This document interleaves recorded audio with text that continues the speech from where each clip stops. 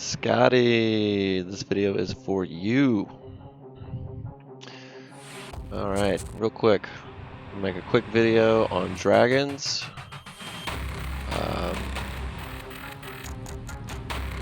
They're pretty interesting. And they make all the difference in tower and campaign, depending on which one you choose to deploy. So let's start with this Pyro. And it reminds me of just the elements being he looks like a fire dragon. I played Magic the Gathering a lot growing up, and red is like the burn deck, the burn color. So this is pretty much the equivalent. It's like this is your nuke dragon. His base move here is 220 damage plus 300% damage to all enemies. It is a single attack, so it's a single hit. Enemies receive 31 plus 35% damage depending on the team's average attack. Lasts 3 turns. Yeah, so it's not really about their attack. Their attacks are cool and all, but that's not why you deploy the specific dragons. It's these abilities is why you want to use certain dragons. So, Pyro. 8% attack for all heroes when battle begins.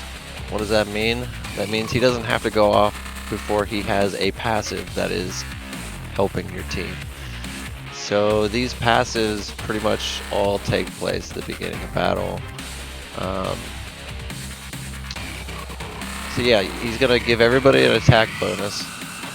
He's gonna give every character, every hero, whether they have critical chance or not, 10% critical chance.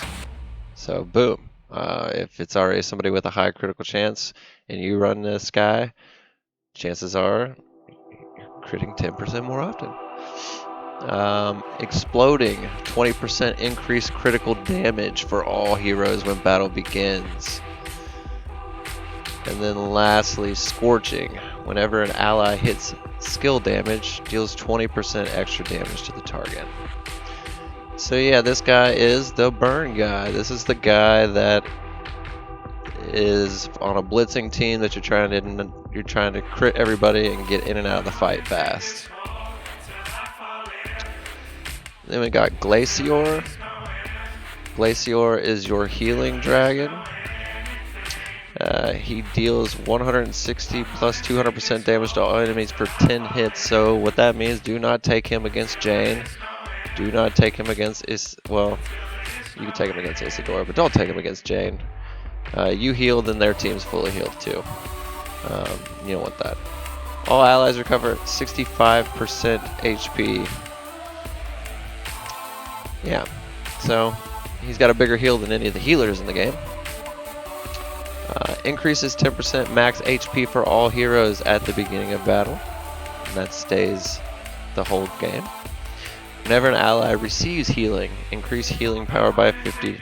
So if you have another healer on the team besides Glaiveor, they're going to heal for more. 50 more to be exact. All heroes gain 5% more mana. That's kind of cool. 5% is not a whole bunch, but it's a little boost, I guess. It doesn't feel good. It doesn't feel good 5% for all the mats it takes to get this one unlocked, but we'll see. Increase 20% healing received for all heroes. So it's a little bit of a boost between these two. So he's gonna heal, and all your healers are gonna heal a lot better, a lot stronger heals. You don't always need heals, so take it with a grain of salt. Thundor, this guy's one of my favorites. 308 and 300% to all enemies, 11 hits, paralyzes enemies for 3 turns. That 11 hits, again, don't use them against Jane. That's going to ruin your night, or day, or level, or tower, or whatever you're doing. So, Lightning. Whenever an ally hits skill damage, deals 5% extra damage to target.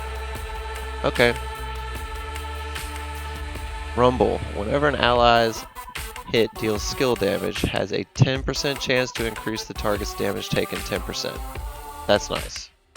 That's a worthy level up to get this one. Detonation. Whenever an ally's hit skill damage, has a 10% chance to decrease the target's attack by 10%. So he's going to give them possibly a 10% attack debuff whenever you use a skill that does damage to the enemy. And then lastly, Thunderbolt. Whenever an ally's hit deals skill damage, has a 5% chance to paralyze the target. Paralyze. Cannot attack, cast skills, or gain mana. So, this is cool because the main reason you would use this guy is to paralyze enemies on certain levels that paralyze is a thing. And having him out there, he can actually, your characters can actually paralyze when your dragon's not ready. It's a small chance, 5%, but it could happen. Then we got Scullo. A lot of people like this guy. I'm still on the fence about this guy.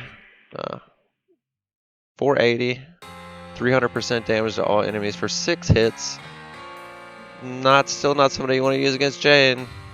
Damage depends on the target's average of team attack, just like all the dragons. Each hit deals extra damage equal to 2% of the enemy's lost HP. So, late in the fight, he gets the job done. That's what his move says. If the enemy is at 20% life and you use him, he's going to hit a lot harder on the 20% life than he is when you use him at 100% life. So his skills are increase 5% attack for all heroes. So blazing's a little better on the fire dragon. Still, that's nice. Whenever an ally hits skill damage, has a 50% chance to decrease the target's defense by 5%. 50% chance, that's nice. I would assume that works for hit characters, so like Aurelia, every time she hits during those 13 attacks on her special, 50% chance each time. So that's going to happen. Whenever an ally deals skill damage, has a 50% chance to restore self HP equal to 5% of max HP. So that's cool, just like her, or just like this other move here. Burst, 50% chance on skill damage. That's very nice. And lastly, execute. For each hit when an ally deals skill damage, there's a 50% chance to deal an extra damage equal to 1% of the target's lost HP. So we were talking about his move down here. Oh wow, when you hit at the end, when they're at 20%, he does a lot more damage. 50% chance you do too. And that's big time. That is also level 15, so it's going to take you 300 stones. And I think 4 or 8 of the dragon stones. So that's going to be a pain in the butt. And lastly, Drago. Drago is probably the one that I use the most because I employ a lot of shield teams. 156 plus 221%. All enemies for 13 hits. Do not take him to see Jane. Jane will own you. Shields all allies for 50% of their max HP for 3 turns. Big time. On a Malphite team and a Light Tower team, big time. Increase 5% max HP for all heroes at level 3. Earthquake at level 6. Decreases all hero damage taken by 9%. I might have got that wrong. 9 and 12. Yeah, so 9. Has a 25% chance to decrease the ally's damage taken by 10% when he takes damage. This was a little confusing to me. When he takes damage, I think it's just a wording error. Who is he? Who are we talking about here? Is it a hero? Is it the dragon? The dragon doesn't take damage. Why all the heroes gotta be he's?